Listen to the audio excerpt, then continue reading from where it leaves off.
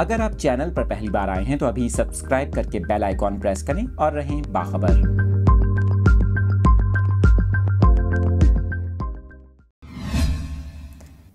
कराची के मौसम से मुतालिक अपने नाजरीन को अपडेट कर रहे हैं। बलूचिस्तान से दाखिल होने वाले कमज़ोर मगरबी हवाओं के सिलसिले के बायस कराची के मुख्तलिफ इलाकों में बारिश हुई, जिसकी वजह से कराची के मुख्तलिफ इलाकों में मौसम इंतहाई खुशगवार हो गया। आपको बता रहे हैं Surjani town, Malir, new Karachi, north Nazimabad समेत कई इलाकों में बारिश हुई। इसके अलावा गुलशन मेमार में भी हल्की से दरमियानी शिद्दत की बारिश हुई, जिसकी वजह से गर्मी की शिद्दत में कमी वाक़ हुई है। आपको यहाँ पर यह भी बताएं, कराची के मज़ाफ़ाती इलाकों में भी हल्की और तेज़ बारिश की वजह से मौसम खुशगवार हो गया।